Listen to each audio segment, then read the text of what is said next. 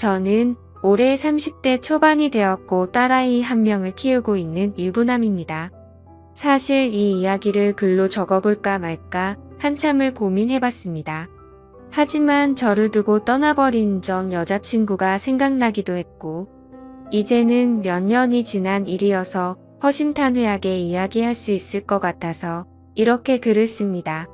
저는 20살의 여자친구를 만나게 되었습니다. 여자친구는 같은 대학교에서 같은 학과를 다니고 있는 여자였고, 얼굴도 예쁠 뿐만 아니라 항상 남들을 배려해주는 모습에 제가 반하게 되었죠. 결정적으로 제가 고백을 하게 되었던 계기가 있었습니다. 저희는 사회복지학과였고 그룹으로 과제가 있어서 같이 실습을 나가게 되었던 거죠. 그런데 여자친구는 불우한 환경을 직접 겪어서 그런 건지 하루 종일 눈가에 눈물이 맺혀 있더니 결국에는 혼자서 울고 있는 모습을 보게 되었습니다. 그런 모습을 보면서 참으로 마음이 가엽고 남들을 생각하는 마음이 깊다라는 걸 깨닫게 되었던 거죠.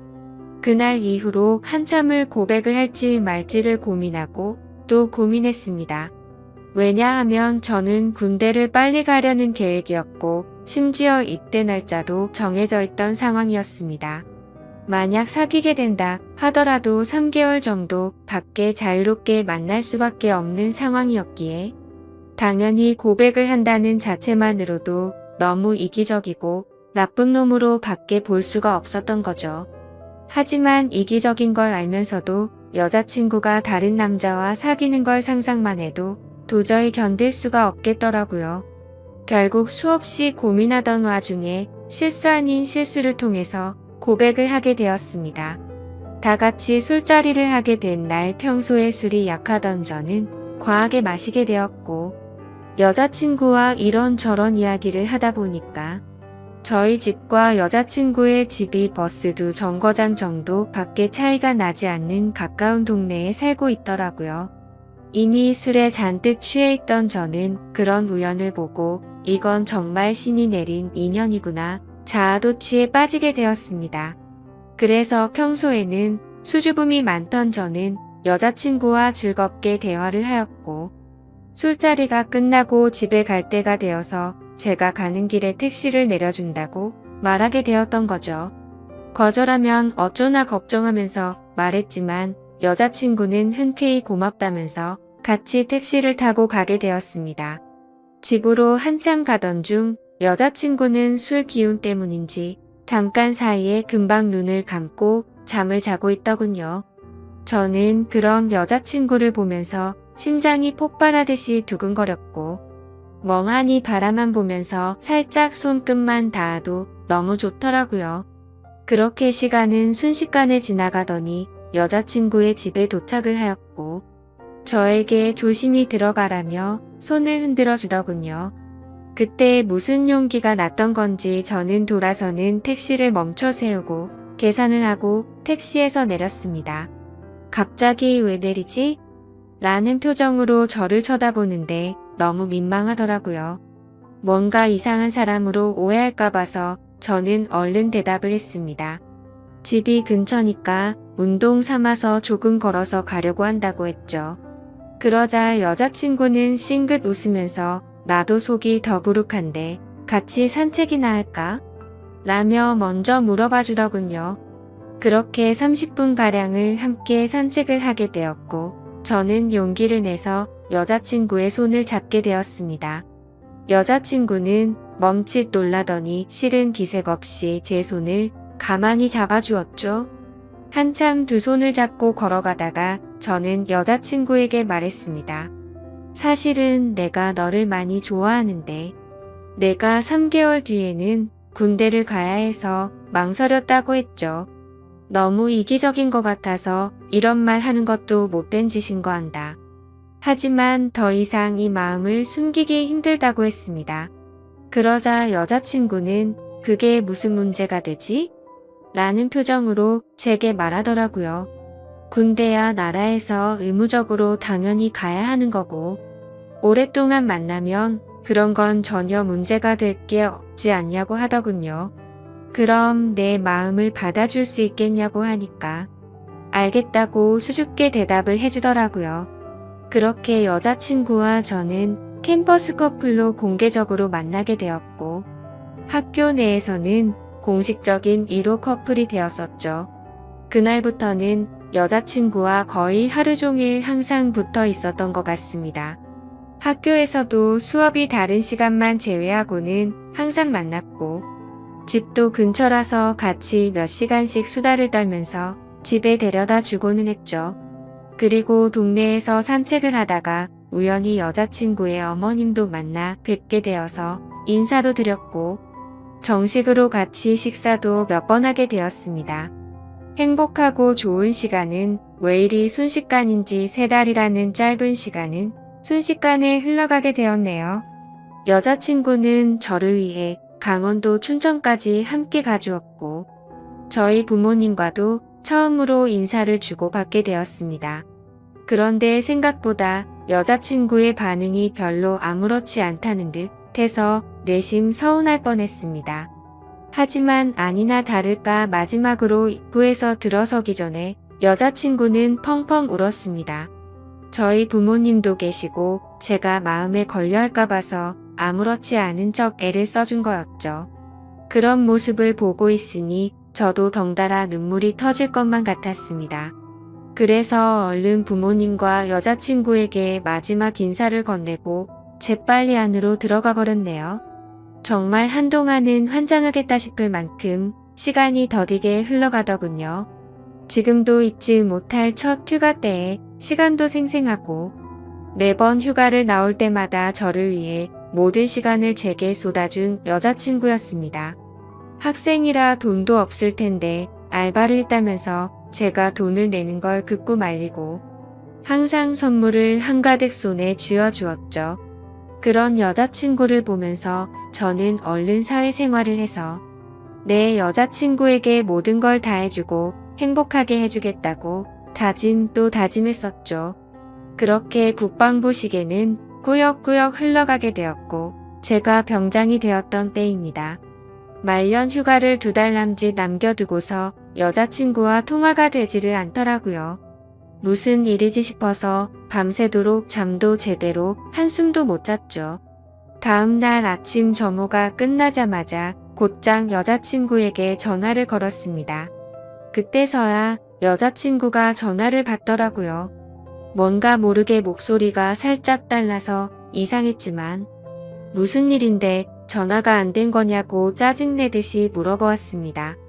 여자친구는 어제 감기 몸살이 너무 심해서 약 먹고 잠들었다며 미안하다고 하더라고요.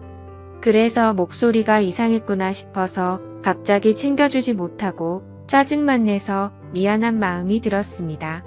저는 걱정되고 깜짝 놀래서 짜증난 것 같다며 미안하다고 말했고 아플 텐데 약 먹고 쉬라고 하고는 통화를 끊었습니다. 그렇게 일과 시간이 끝나고도 한참 뒤에 저녁이 다 되어서 다시 전화를 걸었습니다. 여자친구는 지금은 몸이 좀 괜찮다고 대답을 해주었고 저는 안심을 하게 됐죠. 그런데 여자친구가 사실 할 말이 있다고 하더군요. 저는 진지한 여자친구의 말에 무슨 일이지 싶어서 가슴이 내려앉는 기분이었습니다. 무슨 일인지 물어보니 여자친구가 할머니가 미국에 계시는데 지금 안 좋은 일이 있는데 돌봐줄 사람이 없어서 자신이 몇 달간 갔다 와야 할 것 같다더군요. 그러면서 아마 미국에 있어서 통화가 어려울 것 같은데 저녁 조심히 하고 금방 돌아오겠다 하더라고요. 저는 나름 걱정한 것보다는 다행이라는 생각에 그럼 조심히 다녀오고 편지라도 꼭 하라고 했습니다. 그렇게 그날 여자친구와 마지막으로 통화를 하게 되었습니다. 안 그래도 더딘 국방부 시계는 여자친구가 미국으로 떠나고 나서부터는 시간이 더욱 더디게 가더군요. 하지만 결국 시간은 더디게 흐르고 흘러 저는 드디어 전역을 하게 되었죠. 당연히 전역을 하고서 여자친구와 함께 여행도 가고 행복한 시간을 가질 줄 알았습니다. 하지만 제 곁에는 여자친구가 없었기에 도저히 행복한 기분이 들지가 않더라고요. 그래서 저는 여자친구가 편지로 알려준 미국 전화번호로 전화를 걸었습니다. 하지만 그 번호는 연결이 되지 않는 번호더군요. 그렇게 몇 날 며칠을 기다렸지만 제가 저녁을 한 걸 당연히 알 텐데 연락이 오지 않았습니다. 저녁의 기쁨보다도 우울한 기분만이 가득했습니다. 온갖 생각이 다 들더니 내게 거짓말을 하고 나를 버린 건가라는 생각이 들더라고요. 도저히 참지 못하고 며칠 동안을 여자친구의 집 근처를 배회하였습니다. 그러다가 제 두 눈을 의심하면서 심장이 내려앉는 것만 같았습니다. 미국에 갔다던 여자친구가 아파트 단지로 들어오더니 집으로 향하더군요. 저는 너무 화가 나서 당장 뛰어가서 크게 소리를 지르면서 불러세웠습니다. 깜짝 놀란 여자친구는 엄청 당황해하는 표정을 짓더니 갑자기 울어버리더군요. 저도 너무 당황한 나머지 갑자기 왜 그러냐면서 어깨를 토닥여 주었습니다. 그러자 갑자기 제게 정말 죄송해요 라고 하더라고요. 갑자기 존댓말로 미안하다고 하는데 이게 무슨 일인지 도저히 이해가 되지 않았죠. 그렇게 아무 말 못하고 있으니 여자친구인 줄 알았던 그녀는 지혜 언니의 쌍둥이 동생이랍니다.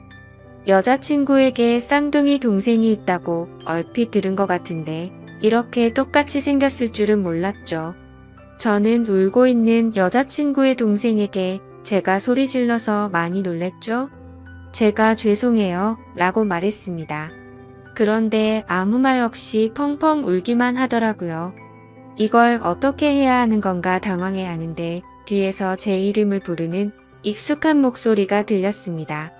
뒤를 돌아보니 여자친구의 어머니셨고 어머님은 보자마자 저를 안아주면서 그동안 고생 많았겠다고 말씀해 주시더군요. 그렇게 혼란스러운 상황은 진정이 되었고 셋이서 함께 여자친구네 집으로 올라가게 되었습니다. 난감한 그 상황에 여자친구를 찾는 게 예의가 아닌 듯해서 가만히 있었습니다. 그러다가 어머님은 어렵게 첫 마디를 꺼냈습니다. 사실 진작에 이 얘기를 해줬어야 했는데 너무 늦게 알려줘서 미안하다고 말씀하시더군요. 사실은 그랬습니다. 병장이 되고 연락이 안 되던 그날 밤 여자친구는 집으로 돌아 오던 길에 음주뺑소니 사고가 일어났고 그 자리에서 구급차로 응급실로 갔지만 결국에는 세상을 떠나고 말았다고 했습니다. 저는 그 충격적인 말을 듣는 순간 눈물이 터져버렸습니다. 어릴 때를 제외하고 울어본 적이 없었던 그런 제가 저도 모르게 눈물이 났죠. 제가 우는 모습을 보고는 어머님과 여자친구의 동생도 같이 눈물을 흘렸습니다. 어머님은 제가 이런 소식을 들으면 얼마 남지 않은 군대 생활이 너무 걱정이 됐고 혹시라도 나쁜 마음 가져서 타령을 하거나 사고를 칠까 봐서 이 사실을 숨기셨답니다. 그래서 다음날 여자친구의 동생을 시켜서 전화를 받게 했던 거였죠. 여자친구처럼 배려심이 깊은 어머님은 나름대로 저를 생각해서 거짓말을 하셨던 겁니다. 하지만 저는 도저히 그 상황에서는 화가 나서 참지를 못하겠더라고요. 아무리 그래도 그렇지 어머님도 힘드신 건 아는데 이건 아닌 것 같다면서 말을 했습니다. 정말 죄송하지만 지금 당장은 나가볼 테니 다음에 다시 뵙자고 말씀을 드렸습니다. 그러자 제가 너무 걱정이 되었는지 어머님과 여자친구 동생의 번호를 제게 적어주시면서 마음 좀 추스르고 궁금한 거나 힘든 거 있으면 언제든지 연락하라고 하시더군요. 그런 착한 어머님의 마음씨를 보고 있으니 눈물이 더 쉴 새 없이 나더라고요. 소중한 딸을 잃어서 마음이 아프신데 불구하고 저를 배려해 주시는 모습에 죄송했습니다. 어머님과 동생에게 제가 너무 당황스러워서 그렇다며 정말 죄송하다고 하고는 나갔습니다. 저는 도저히 제 마음이 추스러지지가 않았습니다. 며칠 동안 방 안에 틀어박혀서 술만 마셔댔지만 울고 또 울었습니다. 부모님도 제 이야기를 얼핏 알게 되셨기에 저를 걱정을 하셨지만 따로 건들지는 않으셨죠. 그때는 정말 너무 많이 힘이 들었습니다. 술을 마셔도 눈물이 나고, 가만히 있어도 눈물이 나고, 또 화장실에서 용변을 보다가도 눈물이 나더군요. 순간순간 울컥 해버려서 너무 마음이 아팠습니다. 그렇게 착한 여자친구를 이렇게 데려간 하늘이 원망스러웠고, 음주운전으로 뺑소니를 쳤다는 그 인간 같지 않은 인간도 원망스러웠습니다. 그 사람을 찾아갔다가는 돌이킬 수 없는 사고를 칠 것만 같아서 겨우 참아냈었죠. 지금 와서 어떻게 한다고 하더라도 돌이킬 수가 없는 일이었습니다. 짧지만 20살에 3개월을 내내 붙어 다녔고 항상 함께하진 못했지만 2년 가까이 매일같이 통화를 하고 휴가 때 함께 행복한 시간을 보냈던 해맑고 예쁜 여자친구가 너무 보고 싶었습니다. 그러다가 결국 술에 너무 취한 나머지 여자친구와 너무나도 닮은 여자친구의 동생에게 전화를 걸었습니다. 궁금한 게 있어서 그런데 잠시 시간을 내줄 수 있냐고 물었고 그녀는 알겠다고 대답을 하더라고요. 그렇게 무작정 찾아갔더니 여자친구와 똑같이 생긴 그녀는 미리 나와 있었습니다. 마땅히 갈 곳이 없었고 그녀와 함께 술집으로 향했죠. 술을 얼마나 마셔댔던 건지 여자친구가 앞에 있는 것만 같았습니다. 너무나도 여자친구와 닮은 동생을 보고 착각을 해버린 거였죠. 그래서 손을 잡으면서 지혜야 나 진짜 무서운 꿈 꿨다며 펑펑 울다가 잠이 들었습니다. 잠깐 졸다가 깨어보니 그녀는 가만히 제 손을 잡아주고 있었고 이게 꿈이었다면 하는 마음과 달리 현실을 깨닫고는 허망함에 또 다시 울었습니다. 그날 이후로도 여자친구의 동생과는 가끔씩 연락을 했고 한 번씩 만나게 되었었죠. 처음에는 여자친구를 너무 그리워해서 여자친구와 닮은 그녀라도 보고 싶다는 생각에 만났습니다. 하지만 시간이 지나면 지날수록 그녀에게서 또 다른 마음이 생기기 시작했습니다. 그 힘든 와중에도 아무 말 없이 제 푸념을 받아주고 손을 잡아주던 모습 때문인가 싶었죠. 하지만 그것 때문만은 아니었습니다. 외모적으로는 여자친구와 너무 닮았지만 조금씩은 다른 부분도 많다는 걸 알게 됐고 행동들 하나하나가 여자친구와는 많이 다르다는 걸 느꼈었습니다. 정말 제 자신이 너무나도 미웠습니다. 그런 제 마음을 스스로 인정하기가 버거웠고 여자친구가 떠난 지도 2년이 다 되어가던 때였습니다. 그날도 오랜만에 그녀를 만나게 되었고 한결같이 제 이야기를 들어주더군요. 그래서 저는 단도직입적으로 물었습니다. 괜히 나를 만나서 언니에 대한 마음 정리가 안 되고 더 힘들어지지 않냐고 물어봤죠. 그러자 오히려 그 반대라고 말하더군요. 자신도 쌍둥이여서 더욱 애정이 갔던 친언니가 세상을 떠나고 너무 힘들었답니다. 그날이 있고부터 몇 달이 지나도 저와 똑같이 매일같이 울면서 지냈었던 거죠. 하지만 오히려 저를 처음 본 그날은 평소보다는 마음이 한결 가벼워졌다네요. 그리고 나서도 저와 보면 볼수록 마음이 조금씩은 나아졌던 것 같답니다. 제 생각과는 달리 의외의 대답에 그나마 다행이구나 싶더라고요. 그렇게 해가 거듭될수록 제 아픔도 조금씩은 치유가 되어갔던 것 같습니다. 하지만 제 마음속에는 그녀가 조금씩 더 자리를 잡아갔었죠. 그래서 일부러 그 마음을 억제하려고 연락도 더 뜸하게 하려고 노력했었습니다.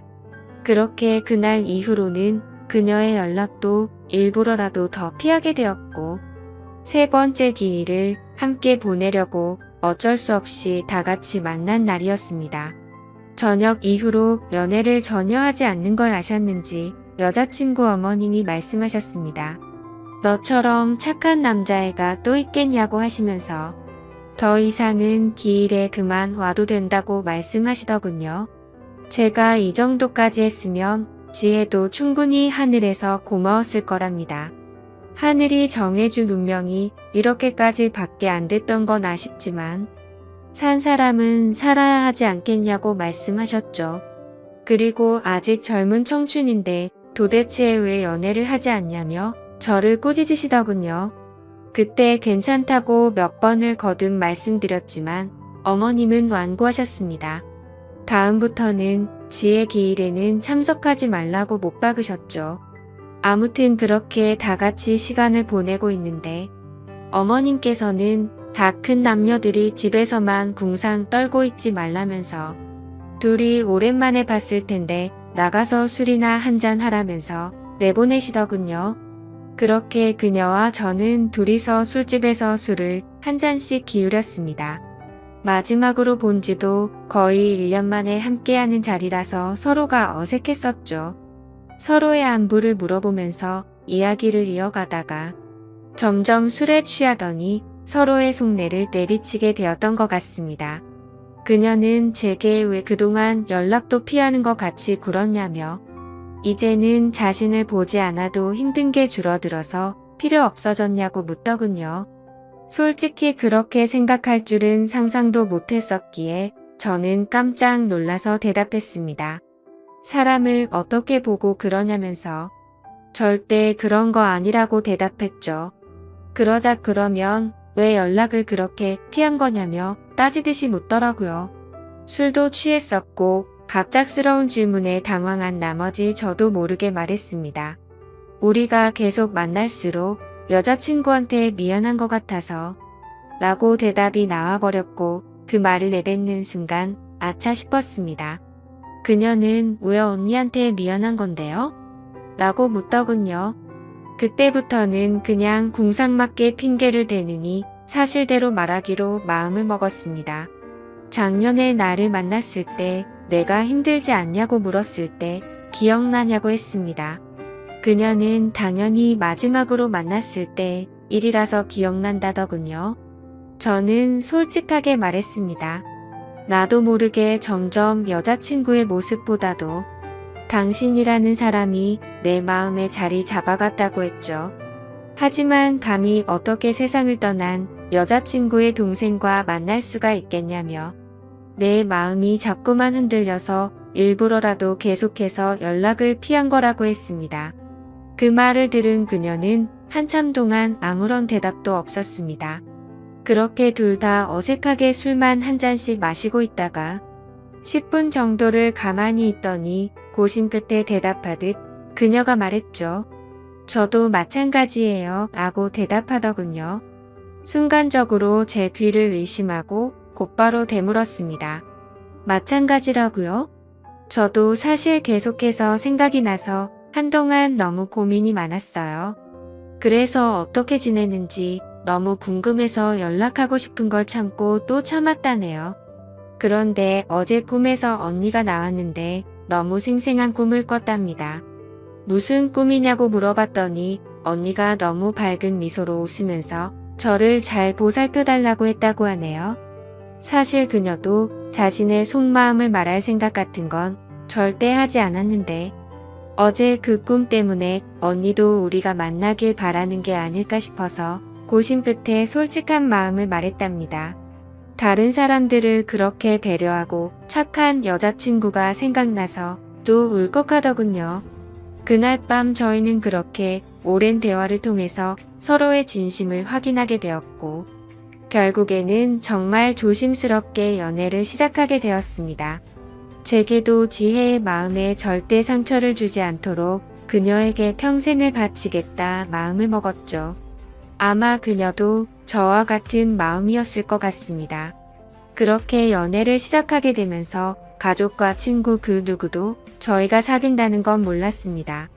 아무리 예쁜 사랑이라 할지라도 남들의 눈에는 어떻게 비춰질지 잘 알고 있었죠.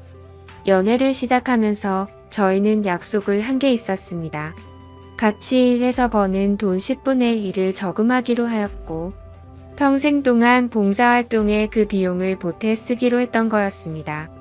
하늘이 원망스러워서 봉사활동도 다 그만뒀었지만 왠지 하늘에서 편히 쉬고 있을 지혜를 위해서라도 그러고 싶었습니다. 그렇게 저와 그녀가 연애를 시작한 지도 5년이라는 시간이 금방 지나가더군요. 그날 이후로는 지혜의 기일에도 더 이상은 참석하지를 않았었죠. 하지만 매년 어머님의 생신에는 선물을 드리고 주기적으로 연락도 드려왔지만 동생과 연애를 한다는 사실은 차마 말씀을 드리지 못했었습니다. 모든 사람이 다 충격이 크겠지만 그 중에서도 어머님의 충격이 가장 크실 걸 잘 알았고 반대를 하시면 어떡하나 너무 걱정이 컸었죠. 5년이란 시간 동안 남들처럼 사소한 다툼이 있었지만 평생을 함께하기에는 제게 너무 완벽한 여자였습니다. 그래서 저는 더 이상은 이렇게 만나지 말고 모두에게 축복받으면서 행복하게 만나고 싶다고 했습니다. 그러자 알겠다고 대답을 얻게 되었고 저희는 어머님과 식사 자리를 마련했습니다. 어머님과 오랜만에 만나 뵙는 날, 큰 충격을 드리는 것 같아서 죄송했지만 의외의 상황이 벌어졌습니다. 셋이서 같이 식당으로 들어서자마자 어머님은 둘이 이제 결혼하기로 한 거냐고 물어보시더라고요. 너무 당황한 나머지 아무 말도 못하고 눈만 굴리고 있으니 앉으라고 하시더군요. 사실 어머님은 이미 오래전부터 저희가 만나오는 걸 알고 계셨답니다. 아무리 그래도 엄마가 되어서 딸 행동도 다른 걸 보면 뭔가 있다라는 걸 모르겠냐고요. 그러다가 몇 년 전에 우연히 저와 딸이 손을 잡고 있는 걸 봤는데 아무 말씀도 안 하셨답니다. 그때는 당연히 너무 충격적이어서 어머님도 당황했지만 만나다가 헤어질 수도 있는 거고 운명이 이런 거라면 받아들여야겠다 생각하셨다네요. 그리고 소름 끼치게 신기한 건 어머님의 꿈에서도 지혜가 나왔답니다. 그러더니 저와 그녀의 손을 마주 잡게 해주고는 웃으면서 떠났다고 하시더라고요. 소설이나 드라마에서나 나오는 이야기인 줄 알았는데 너무 신기해서 닭살이 다 돋았죠. 아무튼 너무 걱정을 많이 했었던 어머님의 반대는 없었고 저와 그녀는 결국 결혼을 하게 되었고 지금 제 아내가 되었습니다. 솔직히 지금도 지혜를 생각하면 너무 가슴이 저려오고 눈물도 날 때가 많습니다. 아내와 함께 술을 마시거나 여행을 가서도 함께 많이 울었고 제 인생에서 가장 소중한 딸아이가 태어날 때도 너무 많이 울었습니다. 그만큼 오랜 시간 동안 마음고생도 많았었고 혹시라도 지혜가 우리의 딸로 돌아와 준 게 아닐까란 생각도 하면서 아내와 저는 같은 생각과 마음으로 딸아이에게 더 많은 사랑과 애정이 가더라고요. 앞으로도 제가 이 세상을 떠날 때까지 저에게는 영원히 평생 가슴속에 남을 사랑은 단 2명일 겁니다. 너무 밝고 착한 마음으로 아름답게 세상을 바라보게 해줬던 지혜와 하루하루가 지옥 같고 절망적이었던 저를 숨을 쉴 수 있게 해주고 그 어느 누구보다도 가장 큰 행복을 주고 있는 지금의 제 아내 말이죠. 앞으로도 평생을 주변 사람들에게 봉사하면서 살아갈 테니 행복할 수 있도록 좋은 마음으로 응원해주세요. 감사합니다. 안녕하세요. 저는 30대 후반의 평범한 남자이고 현재는 서울에서 조그마한 식당을 운영하면서 살아가고 있습니다. 원래는 아내와 함께 행복한 미래를 꿈꾸면서 시작하게 된 음식점인데 지금은 처제와 단둘이서 식당을 운영하고 있네요. 정말 남들에게는 결코 일어나지 않을 법한 말도 안 되는 일들이 제게 일어나게 되었죠. 사실 저는 주변 누구보다도 착하지 못한 그런 삐뚤어진 시선으로 세상을 바라보며 살아가고 있었습니다. 어릴 때부터 저는 몸이 정말 허약한 체질이었습니다. 흔히 생각하시는 약골의 얼굴도 못난 탓에 저도 모르게 학창시절 내내 왠지 모를 주변 사람들의 시선의 사람을 기피하게 되었던 거죠. 그리고 더 사람을 기피하게 된 것도 처음 짝사랑하게 된 여자에게서 너무 아픈 상처를 받게 되었습니다. 그때가 중학교 때였는데 그 당시 담임 선생님의 지시로 분기별로 3개월에 한 번씩 짝을 바꿔서 앉았었습니다. 저는 당연히 짝사랑하는 그녀와의 짝이 되기만을 항상 바래왔었고 결국에는 제 바램대로 제게 설렘을 주던 그녀와 짝이 되었습니다. 속으로 만세를 부를 정도로 너무 기쁘고 행복했었습니다. 하지만 그건 이기적인 저 혼자만의 행복이고 생각이었더라고요. 저도 그때 당시에는 제 주제를 파악 못했었나 봅니다. 대놓고 노골적으로 저를 비난하고 무시하지는 않았지만 학교가 마칠 시간에 견출지를 건네어 주다가 실수로 손이 닿고 말았습니다. 근데 얼른 피하듯이 하더니 더럽고 짜증난다는 듯이 행동을 하더라고요. 정말 그 사건으로 인해서 저는 너무 큰 상처를 받게 되었습니다. 그 날 이후로 성인이 되어서까지 트라우마로 인해서 30 초반이 될 때까지 여자에 대한 거부감으로 단 한 번의 연애도 하지를 않고 살았죠. 물론 여자를 만날 수 있는 기회가 없지는 않았습니다. 다행히도 나이가 들면서 점점 외모적으로도 자신감이 생겨갔고 나름대로 저와 사귀고 싶다는 표현을 했던 여자들도 있었으니까요. 하지만 기억 속에 그 일 이후로부터 제 마음은 너무 굳게 닫혀서 열릴 생각을 하지 못했던 거죠. 아무튼 저는 몇 년 전까지만 해도 그냥 이렇게 편하게 혼자 살아가려고 했었습니다. 직업에 대한 자부심도 있었고 굳이 결혼에 대한 필요성도 느끼지를 못했었거든요. 남들처럼 집안이 화목하거나 그렇지도 못해서 가족에 대한 중요성도 와닿지 못했었고 요즘에는 일부러 결혼을 하지 않고 살아가려는 사람들도 많은 시대라고 생각했습니다. 아무튼 미래에 대한 생각도 별로 없었고 그냥 그저 그런 하루하루를 지내고 있던 어느 날이었습니다. 월요일 무거운 몸을 이끌고 회사로 출근을 했습니다. 그런데 사무실에 집기 하나도 빠짐없이 텅텅 비어 있더라고요. 5년 동안 다니던 회사였기에 이게 무슨 일인가 싶어서 진심으로 꿈을 꾸는 건가라는 생각으로 머리가 멍했고 망치로 얻어맞은 기분이었습니다. 황당해서 뭐지 싶은 마음에 전화기를 꺼내는데 뒤이어 직원들이 하나둘씩 출근을 하더라고요. 사태 파악을 하고 봤더니 사장이 기어코 직원들의 임금도 다 떼먹고는 야반도주를 했던 거였습니다. 그 당시에 저희 회사는 인테리어를 하는 회사였는데 솔직히 이 업계가 많이 불안한 건 맞았죠. 하지만 5년이란 시간 동안 동거동락했던 제게 말 한마디 없이 이렇게 도망가 버리다니 너무 충격적이었고 세상이 무너지는 기분이었습니다. 왜냐하면 월급이 조금 떼인 거라면 크게 상관없었겠죠. 하지만 사장과는 형 동생 하면서 제가 부사장 직함을 달고 있었고 공사했던 곳에서 대금 지급이 갑자기 미뤄졌다면서 급하게 융통한다며 제게 3천만 원을 꿔갔던 상황이었습니다.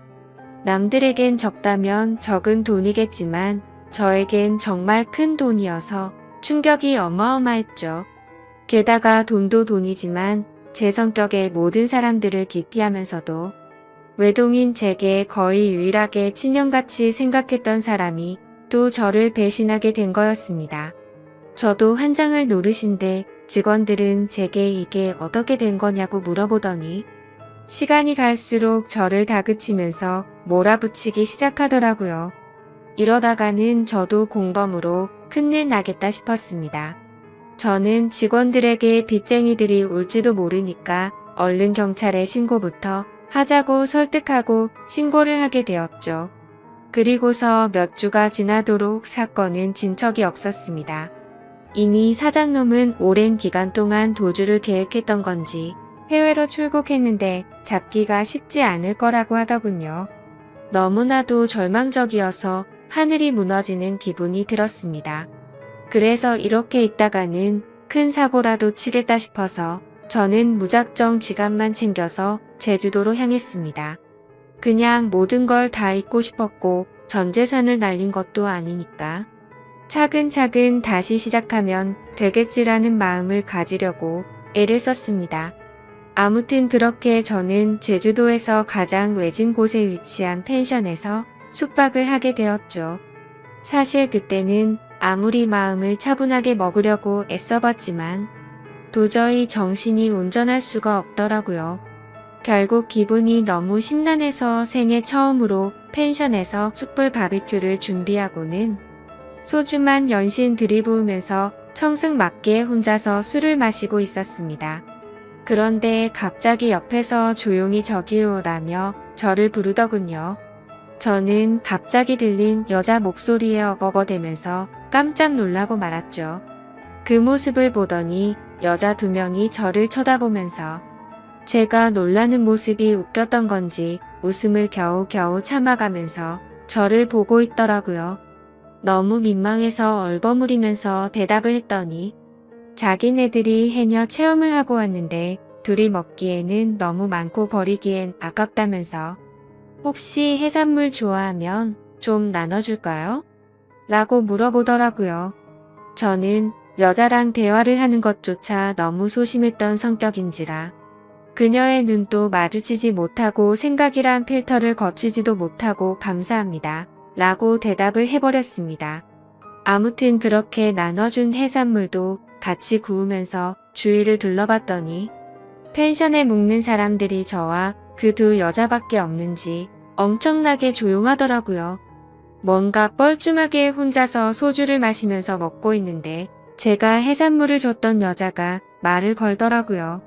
제주도에 혼자 여행 오신 거냐며 너무 낭만적인 것 같다고 하면서 혼자 심심하시지 않냐고 괜찮으면 자기네들이랑 같이 마시는 거 어떻겠냐고 묻더라고요.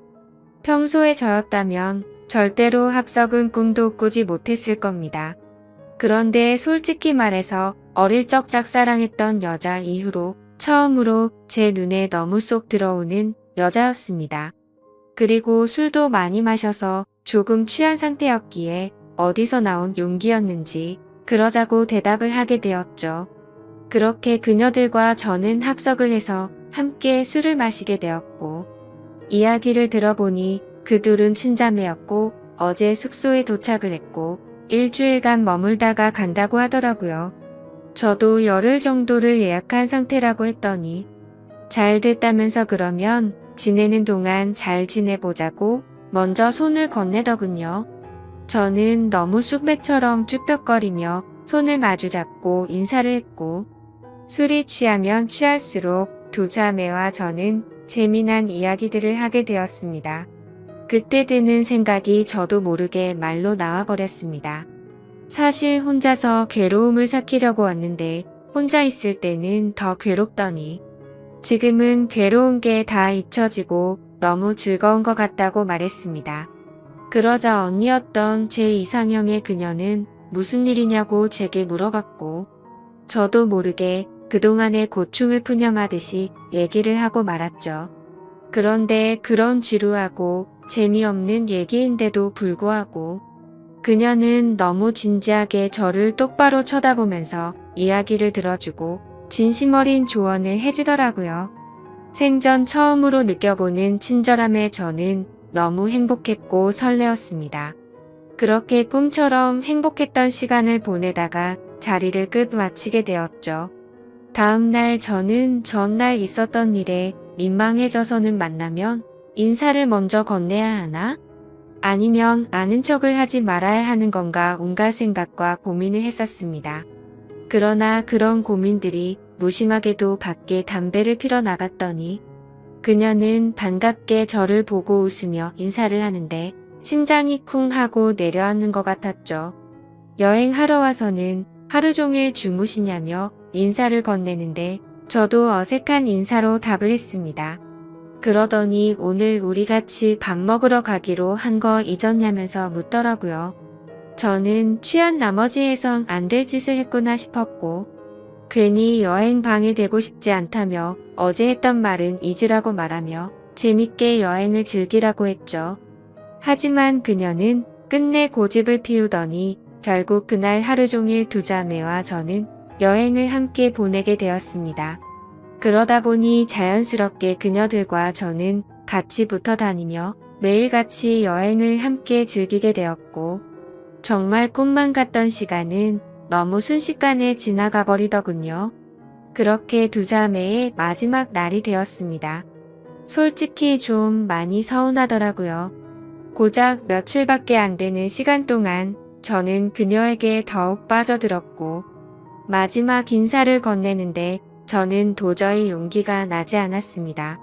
그때 그녀는 갑자기 제게 포옹을 하면서 덕분에 즐거운 여행이었다고 말을 건네주더군요. 너무 외롭게 살아오던 저는 순간적으로 마음이 울컥해서 눈물이 날 뻔했습니다. 그렇게 그녀들을 떠나보내고 혼자서 남은 여행을 보내는데 이건 도저히 여행이 아니다 싶더라고요. 행복한 시간들이 끝나고 나서 또 다시 괴로움이 시작된 건 아니었습니다. 오히려 그녀와 지낸 시간들 덕분에 괴로움은 이미 잊은 지 오래였고 그녀를 또 다시 보고 싶다는 생각이 너무 간절해지더라고요. 그래서 저는 인생을 살면서 가장 큰 용기를 내게 되었죠. 평생 혼자서 살다가 연애는 꿈에서조차 생각 못하던 제가 그녀와 함께 행복한 시간을 갖고 싶었습니다. 집으로 돌아온 저는 진짜 하루 종일 고민을 하다가 용기를 내서 그녀에게 전화를 걸었습니다. 어두침침한 제 성격과는 다르게 그녀는 반갑다는 듯이 밝게 전화를 받아주었습니다. 저는 조심히 잘 가셨는지 해서 연락드렸다고 하니까 그녀는 그렇지 않아도 조심히 여행 잘 마쳤는지 궁금했다고 되물어 봐주더군요. 그렇게 몇 마디를 주고받게 되었고 어차피 제가 말을 잘하는 편도 아니었기에 단도직입적으로 말했습니다. 제가 주말에 서울에 일이 있어서 가게 됐는데 시간 괜찮으면 밥이나 먹을까요? 라고 물어봤습니다. 그러자 잠깐의 고민도 없이 그녀는 그러자고 대답을 했고 약속을 잡은 뒤에 통화를 끊게 되었죠. 얼마나 긴장을 했던 건지 손이 떨리고 등에 땀이 흘러내릴 정도였습니다. 며칠 뒤에 약속 시간에 그녀와 다시금 만나게 되었고 행복한 시간은 또 다시 순식간에 흘러가더라고요. 그날은 그냥 정말 보고 싶다는 생각에 갔던 거지 고백을 하려거나 그런 마음은 전혀 없었습니다. 하지만 마지막으로 들어간 와인바에서 와인을 마시다 보니 또 헤어지는 게 너무나 슬프더군요. 저는 그녀에게 앞으로도 계속해서 보고 싶다고 말했습니다. 그러자 그녀는 다른 여자들과 달리 제 마음을 알아줬는지 더 이상은 떠보지 않았고 제 손을 잡아주더라고요. 그렇게 제 인생에서 가장 사랑하는 그녀와 저는 연인이 되었고 남들에겐 힘들다고 하던 장거리 연애가 제게는 너무나 행복한 나날이었습니다. 아무리 멀다 한들 그녀를 매주 볼 수 있다는 건 제게는 너무 과분한 일이었죠. 우리는 그렇게 행복한 연애를 3년간 이어갔고 그녀 덕분에 저는 과거와 비교하면 너무나도 정반대의 사람이 되어 있었습니다. 새로운 직장에서 사람들과 웃으면서 대화도 잘 이어갔고 성실하고 착한 그녀를 따라서 고아원의 봉사활동을 다녔는데 제 마음이 너무 평온해지는 걸 느꼈습니다. 하루하루가 너무 행복해졌고 이렇게 살아갈 수만 있다면 가정이라는 걸 꾸려서 평생을 행복하게 지내고 싶다라는 생각이 들더라고요. 저는 그렇게 달라진 제 스스로에게 결심을 하고 그녀에게 청혼을 하였습니다. 그녀는 제 청혼을 받아주었고 저희는 결국 사랑의 결실을 맺게 되어 결혼을 하게 되었죠. 그 당시의 아내는 서울에서 처제와 함께 조그만한 식당을 운영하고 있었습니다. 그래서 아내와 상의 끝에 제가 이직을 하기로 했고 결혼을 하면서 제가 서울로 올라오게 되었죠. 아내와 저는 인생에서 가장 행복한 부부처럼 그 누구도 부럽지 않게 지냈습니다. 결혼한 지 2년 동안 한 차례도 다툼이 없을 정도로 주변에서 누구나가 예쁘게 봐주었죠. 그렇게 행복한 나날들을 보내다가 제가 다니던 회사가 또 다시 부도가 나면서 저는 일자리를 또 잃게 되었습니다. 그때부터는 이렇게 불안한 직업을 하는 게 맞는 건가라는 고민에 빠져들었고 막상 또 새로운 일자리를 구하려고 하니 직장 생활에 지쳐 있었죠. 그러다 힘들어하던 중 아내와 더 오랜 시간을 붙어 있고 싶었고 그동안 모은 돈을 보태어서 새로운 식당을 여는 게 어떨까 생각이 들었습니다. 저는 인테리어 회사를 다니던 경험을 살려서 아내가 모르게 직접 발품 팔아서 새로운 식당 자리도 알아보고 양식에 어울리는 인테리어 포트폴리오를 만들어서 아내에게 말했습니다. 더 이상 내 일에 흥미를 잃어서 직장에 다니는 건 그만하고 당신과 처제를 도와서 가게를 더 크게 해보고 싶다고 하면서 설명을 해줬죠.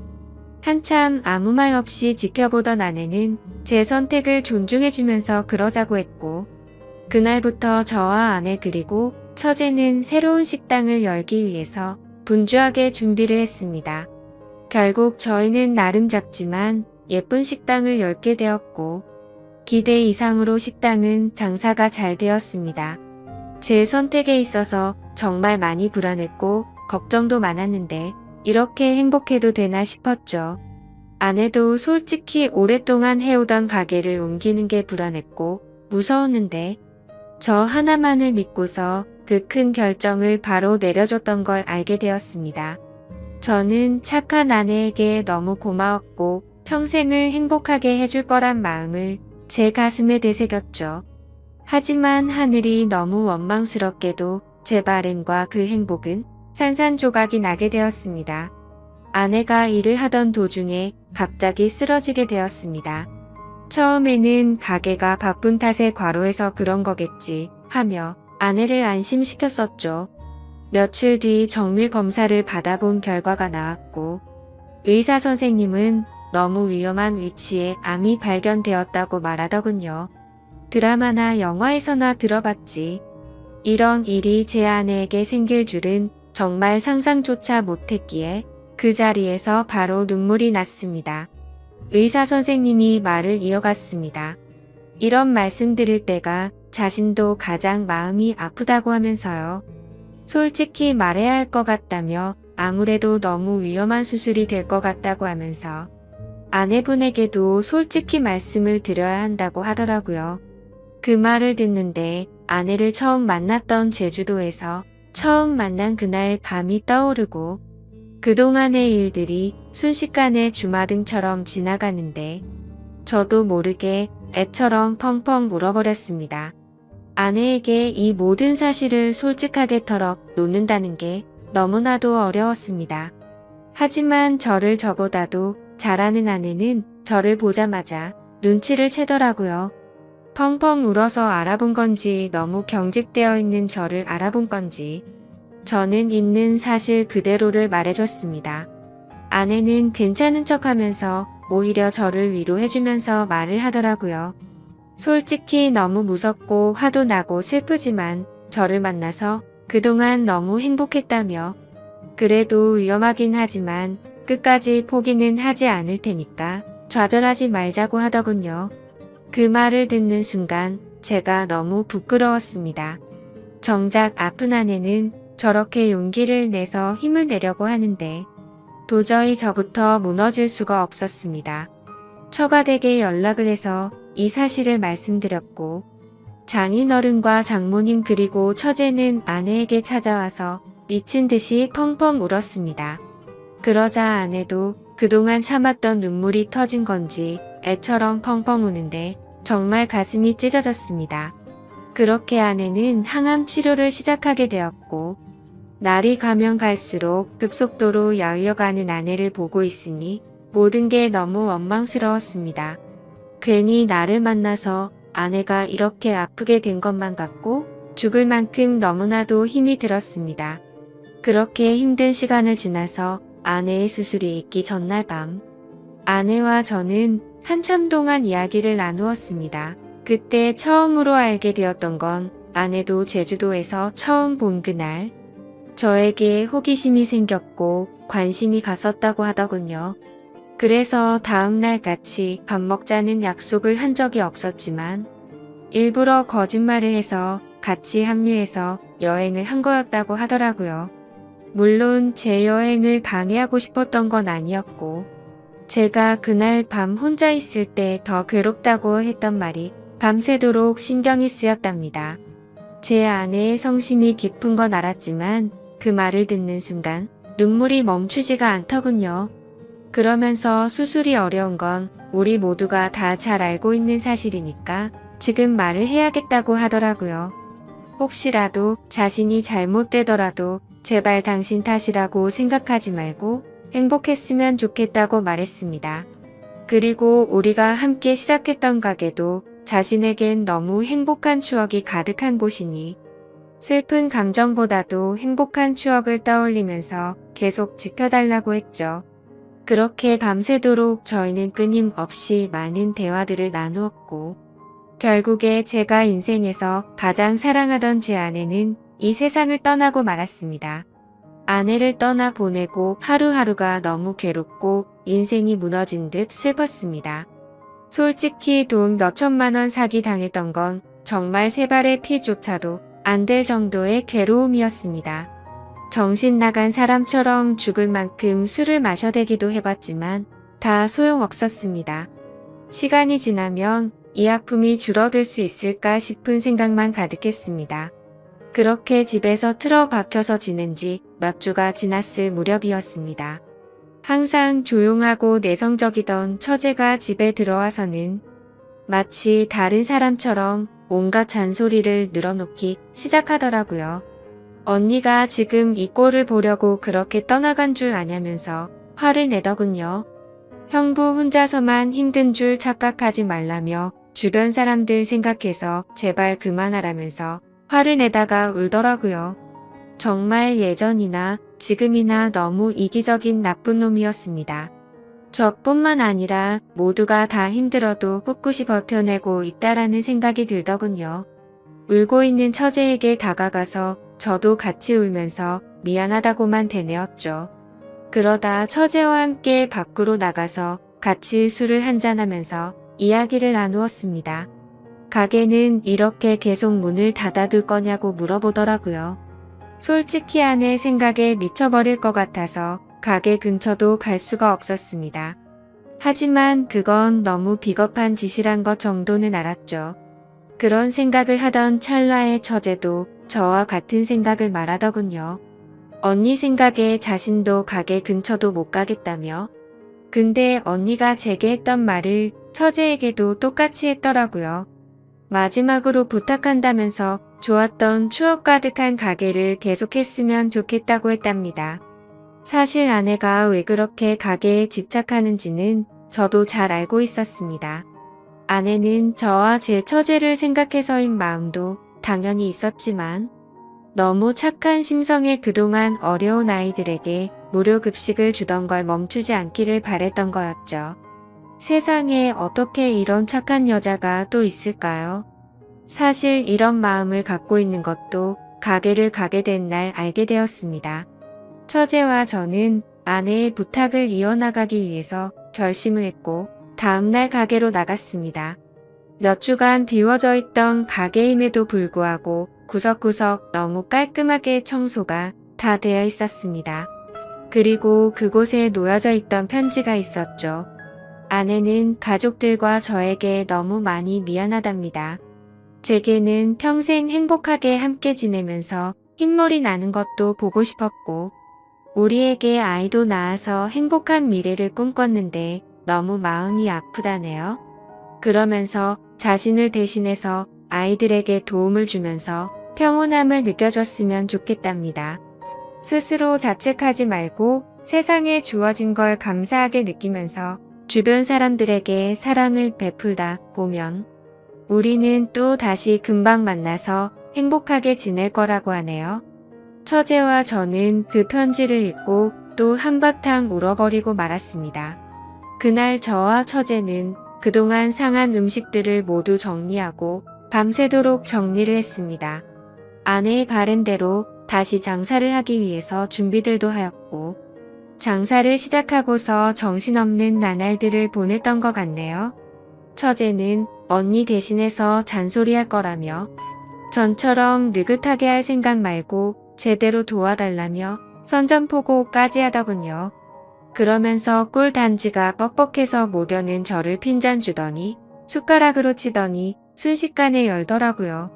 이제는 예전보다 조금은 더 편해진 처제와 열심히 하루하루를 보내고 있네요.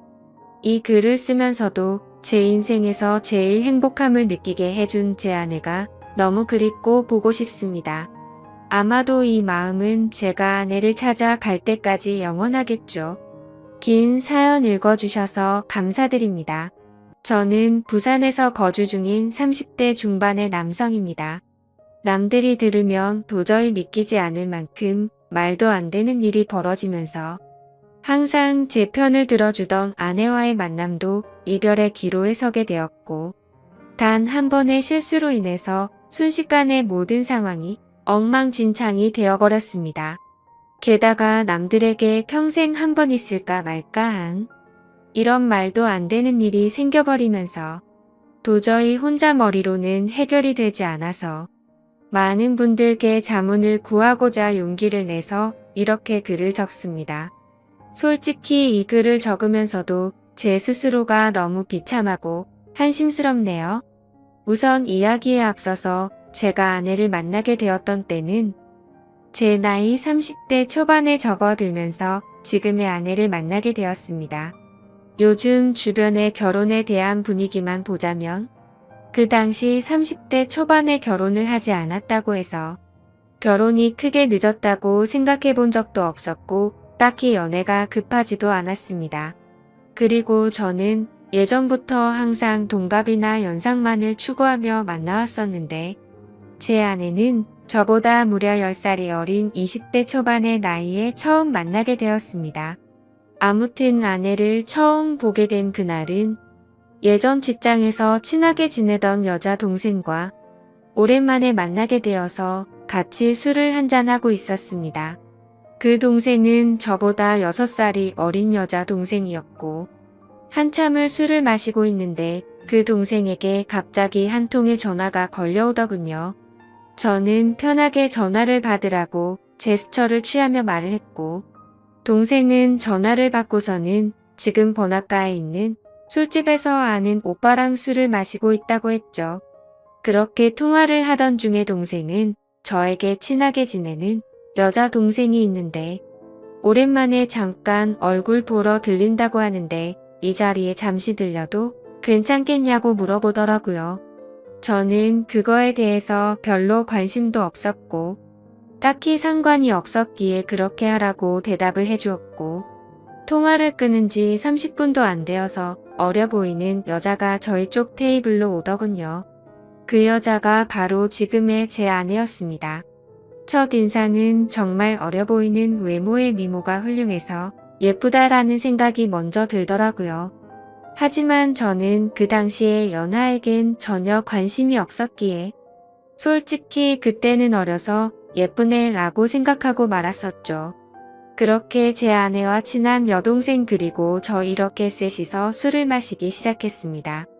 그런데 의도치 않게 친한 여동생이 은근슬쩍 둘 다 솔로인데 잘 어울리는 것 같다는 둥, 이렇게 만난 것도 인연인데 잘 지내보라는 둥, 은근슬쩍 저희 둘을 엮으면서 묘한 분위기를 만들어 가더라고요.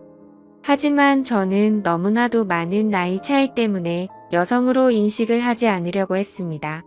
그런데 그때 당시에 제 아내가 오히려 적극적으로 저에게 연락처를 먼저 물어봤고 적극적으로 저에게 관심을 표시하더라고요. 그래서 그냥 분위기나 맞추려나 보다 하고서 재밌게 놀다가 헤어지게 되었습니다. 그렇게 그날 이후 다시는 마주칠 일 없을 거라고 생각했는데 다음날 제 아내에게서 먼저 연락이 왔고 그 이후로도 적극적인 자세로 매일같이 저에게 연락이 오더라고요. 저도 바보가 아닌 이상 아내가 저에게 마음이 있다는 걸 알게 되었고 저 또한 저도 모르게 아내에게 점점 호감이 생겨났습니다. 결국 저희는 차근차근 서로를 더 알아갔고 데이트도 여러 차례 하면서 자연스럽게 연인으로 발전하게 되었습니다. 저는 아내에게 물었었죠. 나이차가 부담되지 않냐고 물어보니까 그런 게 부담이 되었으면 자신이 먼저 연락조차 하지 않았을 거고 처음 볼 때부터 첫눈에 반하게 돼서 설레서 잠도 제대로 못 잤다고 하더라고요. 제가 알던 그저 그런 어린 여자들과는 사뭇 달랐습니다. 세심하게 배려도 잘해주었고 때로는 저보다도 더 성숙한 매력들이 있었죠. 하지만 그때 당시만 해도 저는 결혼에 대한 생각이 전혀 없었기에 매번 그렇듯이 연애를 좀 하다가 말겠지라고 생각을 했었고 솔직히 결혼까지 하리라고는 생각하지 못했습니다. 그렇게 저는 아내를 만나면서 행복하게 연애를 했었죠. 아마 2년 정도 만났을 때였을 겁니다. 처음과는 달리 저는 아내에게 더 많이 빠져들었고 이제는 연애가 아닌 결혼을 해서 가정을 이루고 싶더라고요. 그래서 그동안 못해왔던 얘기들을 하게 되었습니다. 아내는 2년이란 시간 동안 단 한 번도 본인의 집에 대해서 잘 얘기하지 않았고 어머니 얘기를 잘 꺼내지를 않더라고요. 그런 부분들을 보면서 아내의 집안에는 뭔가 말 못할 사연이 있구나 했었습니다. 조심스럽게 저는 아내의 집안에 대해서 물어봤더니 생각보다 아무렇지 않은 듯이 아내는 제게 말을 해주더군요. 아내의 이야기를 들어보니 평범한 삶을 살아오던 저희 집과는 달랐습니다. 저희 부모님은 한평생을 직장에 다니시면서 검소하게 저를 키우신 반면 아내의 아버지는 중견기업에 버금가는 아주 큰 기업을 운영 중이신 분이더라고요. 형제 관계를 물어보자 아내는 장녀였고 10살 어린 여동생이 한 명 있다고 말해줬습니다. 저는 동생이 참 늦둥이라며 농담 삼아 부모님께서 금술이 참 좋으신가 보다 말하면서 웃는데 아내의 표정이 참 좋지가 않더라고요. 그래서 저는 뭔가 아차 싶어서 가만히 있었습니다. 한참을 고민하다가 아내는 입을 열었죠. 사실은 자신의 동생은 배다른 동생이라고 하더군요. 아내가 학창시절의 아버지는 자신의 친어머니와 이혼을 하게 되었고 새로 집에 들어온 새엄마와 아버지 간에서 태어났다고 하더라고요. 그래서 아내가 상처가 커서 그동안 집안에 대해서 말을 하지 않았구나 생각했습니다.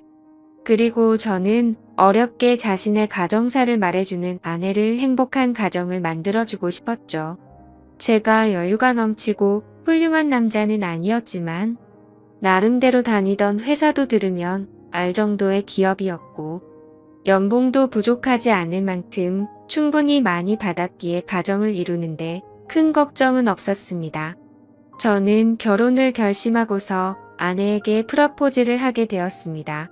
사실 나이차가 많았기에 제 고백에 부담을 느끼고 거절하지는 않을까 엄청 조마조마했는데 한치의 망설임도 없이 저와의 고백을 수락해주더라고요. 저는 물었습니다. 진짜 나랑 결혼해도 괜찮냐고 물었더니 그럼 결혼하기 싫은 남자랑 여지껏 만나왔겠냐며 묻더라고요. 결국에 제게는 너무나도 고마운 예쁜 아내와 결혼을 하기로 했고 상견례 날짜를 잡기 전 처갓댁에 인사를 드리려고 아내의 집으로 찾아뵈었습니다. 아내와 함께 처가댁에 들어서는 순간 저는 깜짝 놀랐습니다.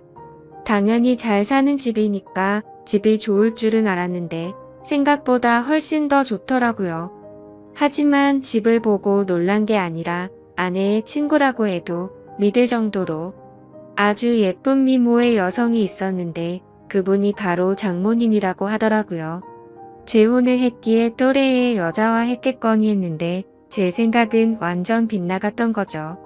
솔직히 장인어른과 장모님이 나란히 서서 계신 모습을 보고 있으니 부부 사이가 아니라 부녀지간이라고 보는 게 맞다고 볼 정도였으니까요. 놀란 마음을 진정시키면서 인사를 드렸고 다 같이 식사를 하는데 장인어른이 대뜸 저에게 나이를 물어보시더라고요.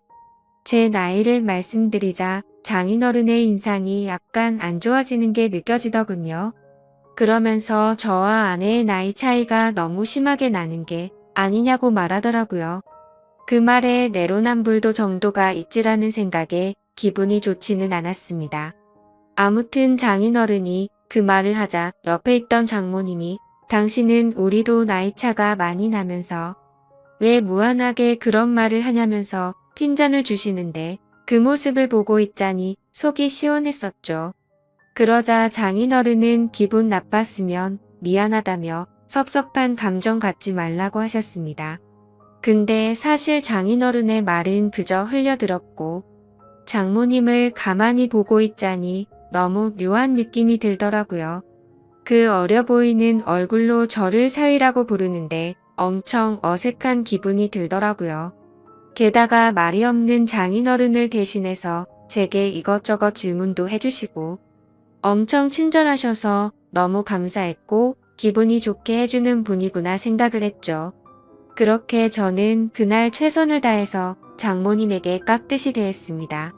식사를 마친 뒤에는 처갓댁에 인사를 드리고 나왔고 아내와 잠시 산책을 하면서 조심스럽게 물어봤습니다.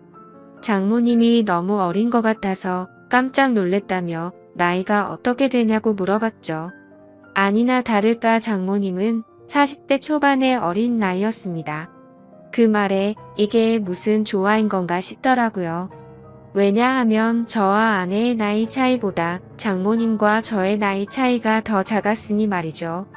저는 대수롭지 않다는 듯이 아내에게 말했습니다. 어쩐지 나이가 좀 어려 보이더니 생각보다 젊으시구나 라고 했더니 아내의 표정이 갑자기 어두워지면서 다 자신의 아빠 돈으로 성형외과나 다니고 피부과에 돈을 펑펑 써서 만들어 진 거라고 말하더군요.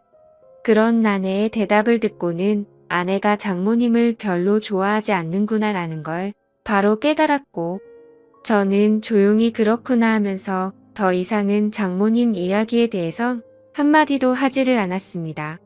그러자 아내는 제 반응을 보고는 내심 신경이 쓰였는지 본인이 알아서 말을 해줬습니다. 사실 새엄마랑 자신은 처음부터 지금까지 별로 사이가 좋지 않다고 말이죠. 왜냐하면 아내의 아빠가 자신의 친엄마를 배신하고 새엄마와 바람이 났었다는 겁니다. 심지어 친엄마는 그 충격에서였는지 몇 년을 함께 지내다가 갑작스러운 병으로 세상을 떠나게 되었고 불편하지만 어쩔 수 없이 한 지붕 아래에서 같이 지내게 되었다고 하더라고요. 그래서 저는 혹시 새엄마에게 학대 같은 거를 당해서 사이가 안 좋냐고 물어보니깐 그런 문제는 전혀 없었다고 하더군요. 다만 자신의 친엄마를 그렇게 만든 것만 같아서 매일같이 서로가 부딪혔고 나이보다도 동안인 새엄마의 외모 때문에 남들이 보면 친구로 보는 게 너무 짜증이 났다고 하더라고요. 애초에 내 나이 때도 남자로 느끼고 남편으로 생각하는데 오빠가 동갑내기처럼 생각할 정도면 자기도 그런 느낌이 안 들겠냐고 말하더군요. 그런 아내의 말을 듣고 나니 충분히 그럴 만도 하겠다 싶었습니다. 뭐 그래도 아내가 학대를 당했던 것도 아니고 그저 주변 시선이 이상한 거면 어쩔 수 없겠다 생각하고 넘어갔었습니다. 그리고 얼마 지나지 않아 상견례를 하게 된 날, 저는 저희 부모님께서 놀라지 않으시도록 미리 대충은 말씀드렸지만 그걸 인지한 상태로 보았음에도 제 부모님은 누가 봐도 당황했다라는 기색을 보이시더라고요. 끝나고 나서 저한테 물어보시더군요. 장모 되시는 분이 너보다 어리게 보이던데 장모님 대우 제대로 할 수 있겠냐고 물으셨습니다. 저는 그때 당시에 별 생각 없이 전혀 걱정 말라고 대답을 드렸죠. 그 이후로는 저와 제 아내의 결혼 계획은 별탈 없이 무난하게 흘러갔습니다. 준비 과정에 알게 되었는데 장인어른은 자신이 젊은 날에 잘못을 스스로 잘 아시기 때문인지 제 아내를 무지하게 아꼈습니다. 그걸 느낄 수 있었던 게 결혼식장이랑 집 혼수 예물 등을 준비할 때였는데 장인어른은 앞으로 집은 어떻게 할 거냐고 물으시기에 저는 제가 그동안 모았던 돈 2억 정도 되고 본가에서 1억 정도 도움을 받게 되면 3억으로 대출 좀 더 받아서 전셋집을 하나 들어가려고 한다고 말씀드렸습니다.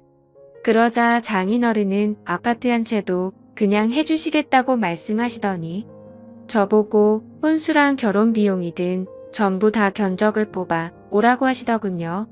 그리고 아내한테 외제차도 한 대를 선물해 주시고 비싼 예물도 준비해 주셔서 저는 분수에 맞지 않는 호화로운 결혼식을 올렸습니다. 솔직하게 그때 당시의 심정을 말씀드리자면 그렇게 돈을 물쓰듯이 하시는 장인 어른을 보면서 나도 회사를 그만두고 장인 어른의 뒤를 이어서 사업을 물려받고 싶은 욕심도 들기는 했었습니다. 하지만 그런 생각도 부질없는 게 결혼 이후로 제 인생이 이렇게 이어질 줄은 꿈에서조차 상상을 못했었죠. 결혼을 하고 난 뒤에 처음으로 사위로서 장인어른과 장모님을 찾아 가게 뵙게 된 날이었습니다. 저는 그냥 빈손으로 갈 수가 없어서 제 나름대로 비싼 선물들을 사서 찾아뵈었죠. 장모님이 너무 좋아하시며 이 은혜를 어떻게 갚아야겠냐며 너무 좋아하시더라고요. 앞으로 두고두고 더 잘하겠다고 말씀을 드리자 장모님은 환하게 웃으면서 우리 더 자주 보자고 말씀하시더라고요. 저는 그저 인사치레로 하는 말씀으로 이해했고 별뜻 없이 그럼 좋죠 장모님이라고 말로만 대답을 했습니다. 그런데 그날이 있고 나서 며칠이 지난 날이었습니다. 회사에서 정신없이 업무를 보던 중에 갑자기 장모님에게서 부재중 전화가 여러 차례 와 있더라고요. 저는 무슨 일이 일어난 건지 깜짝 놀라서 곧바로 전화를 드렸습니다. 장모님은 전화를 받으시더니 왜 자신의 전화를 피하냐며 섭섭한 티를 팍팍 내시더라고요. 저는 안절부절 못하며 오늘 회사 일이 바빠서 정신이 없어서 지금 봤다며 죄송하다고 대답을 했죠. 그러자 장모님은 무슨 어린애처럼 삐진 말투로 제 회사 근처에 볼일 보러 왔다가 사위 얼굴이나 보려고 연락했다고 말씀하시더라고요. 그렇게 저는 곧바로 회사 업무를 정리하고 장모님이 계신 근처 커피숍으로 향했습니다.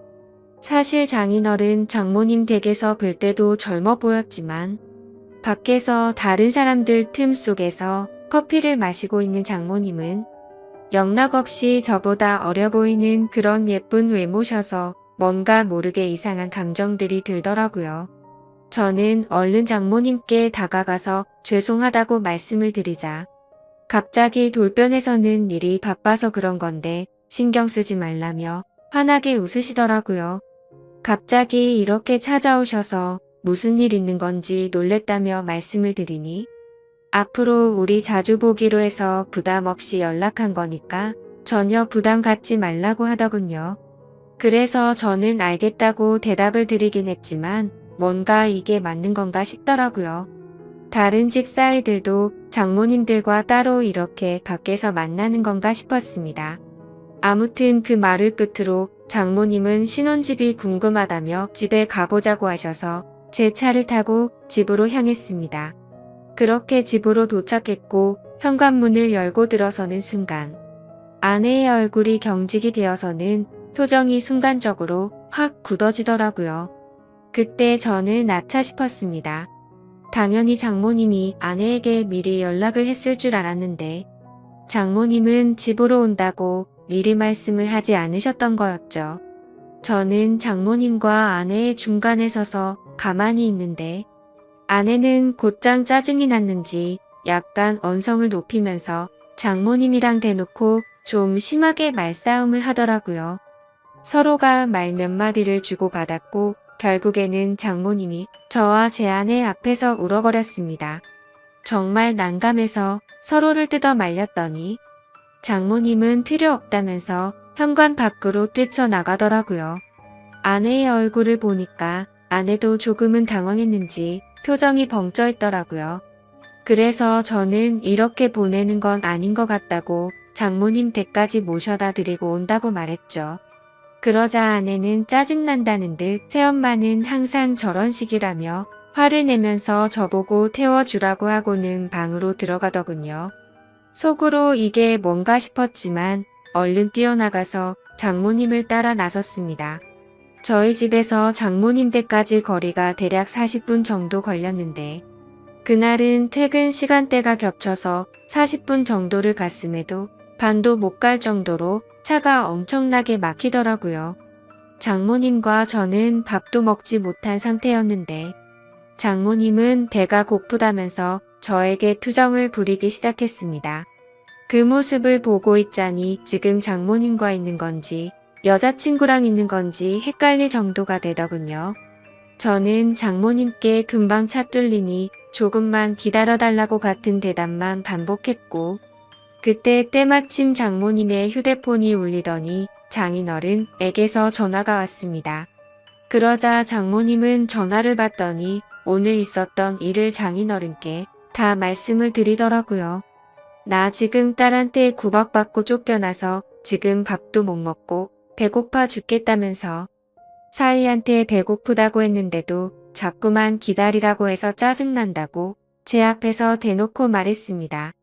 이건 또 무슨 일인가 싶어 벙쪄서 있는데 장모님은 휴대폰을 건네면서 받아보라더군요. 저는 너무 당황해서 갓길에 차를 세워두고 전화를 받았습니다. 장인어른은 제 말을 들을 생각이 전혀 없다는 듯 화가 나셔서는 장모님 대우를 누가 그따위로 하냐고 혼을 내시더라고요. 어떻게 장모가 아내랑 싸우는데 말리지도 않고 밥도 한 끼 안 먹이고 쫓아내냐고 소리를 지르는데 저는 연신 죄송하다고 대답만 하고 있었습니다. 장인어른은 이따위로 굴면 너희 둘 다 절대 용서 안 할 거라고 호통을 치셨고 장모님 드시고 싶은 걸로 식사부터 대접하라고 하셔서 알겠다고 하고 통화를 끊었습니다. 저는 장모님께도 제가 생각이 짧았다며 죄송하다고 말씀을 드렸고 곧바로 근처에 있는 식당으로 간다고 말씀을 드렸죠. 그런데 장모님은 자신이 자주 가는 맛있는 레스토랑 이름을 이야기하면서 꼭 거기서 밥을 먹고 싶다고 내비게이션을 찍으라고 하시더라고요. 저는 그래서 장모님이 말씀해주신 레스토랑을 검색해보니 위치가 장인어른 댁보다도 더 가야 하는 곳에 위치한 곳이더군요. 조금 전까지만 해도 배고프다고 난리를 치더니 무슨 생각으로 이러는 거지 싶었습니다. 사실 그때부터 느낌이 좀 이상하다고 생각은 했지만 이미 사죄드리고 있는 제 입장에서 아무 말도 하지 못하고 말씀하시는 곳으로 향했죠. 그렇게 장모님을 모시고 간 레스토랑은 룸 형태로 되어 있던 공간도 있었는데 레스토랑으로 들어서자 장모님이 단골이셔서 그런지 매니저분이 오셔서 반갑게 인사를 하더라고요. 그러더니 아무 말도 하지 않았는데 저희를 룸으로 되어 있는 곳으로 안내를 하셨고 룸으로 들어가서 앉아서 메뉴판을 보고 있었습니다. 솔직히 가격을 보고 진짜 헉소리가 저절로 나더라고요. 제가 살아오면서 가봤었던 비싼 레스토랑의 몇 배는 되겠다 싶었죠. 아무튼 저는 음식을 시키고는 잠시 화장실에 다녀온다고 자리를 비웠고 아내에게 전화를 했습니다. 장인어른과 통화를 했는데 어쩔 수 없이 식사를 대접하고 들어가야겠다며 말했습니다. 그렇게 통화를 마치고 테이블로 가보니 장모님은 와인까지 시켜서 마시고 계시더라고요. 안 그래도 비싼 음식값에 당황했는데 와인까지 시켜서 솔직히 계산이 겁이 났죠. 그런 제 표정을 읽으셨는지 장모님은 이미 계산 미리 다 했으니 편하게 먹자고 하더라고요. 저는 그 말에 안심하면서 제가 대접하려고 했는데 왜 그러셨냐며 속에도 없는 말을 하고 자리에 앉았습니다. 식사를 시작하기도 전에 장모님은 저에게도 와인을 권하시더라고요. 저는 차가 있어서 장모님 편하게 드시라고 했더니 또 장모를 무시하냐고 째려보더라고요. 그까짓 차야 대리해서 가면 되는 건데 자꾸 이렇게 거절할 거냐고 하는데 도저히 거절할 수가 없었습니다. 결국 장모님과 저는 와인을 마셔대기 시작했고 순식간에 한 병을 마시고는 또 다시 와인을 시켜서 마시게 되었죠. 그렇게 서로가 술이 한 잔씩 들어가자 점점 취해서는 장모님의 말하는 수위도 높아졌습니다. 대뜸 저에게 아내와의 생활은 어떠냐고 묻더라고요. 아내와의 관계에 관한 이야기부터 시작해서 요즘에는 장인어른 컨디션이 안 좋아서 너무 외롭다고 하더라고요. 그러면서 갑자기 사위를 앞에 두고 한다는 말이 남자가 생각난다는 둥. 직감적으로 이 여자가 나를 남자로 인식하고 유혹하는 건가라는 생각이 들었습니다. 저는 너무 당황해서 말을 아끼면서 아무 대답도 안 하고 가만히 있자. 장모님은 뭘 그렇게 진지하냐면서 갑자기 웃으면서 농담이었다고 말을 하더라고요. 그렇게 농담인지 진담인지 모를 말들을 하면서 와인을 둘이서 2병 가까이 마셨습니다. 저도 술도 많이 취해왔고 많이 늦었으니 이제 일어나자고 장모님을 부축했고 조금 취하신 것 같다니까 일부러 비틀거리면서 저에게 안기더군요. 솔직히 정말 못된 생각이지만 그 기분이 좋았었습니다. 술에 취해서 잘못된 걸 알면서도 저는 어깨를 부축하면서 장모님과 저는 뒷자리에 타게 되었고 집에 도착할 때까지 장모님은 제게 기대서 가게 되었죠. 그렇게 장모님 댁에 도착을 했고 대리기사를 보낸 뒤에 저는 장모님을 깨웠습니다. 그러자 저를 끌어 안더니 갑작스럽게 입을 맞추더라고요. 저는 순간 술이 확 깨서 장모님을 떼어내면서 말했습니다.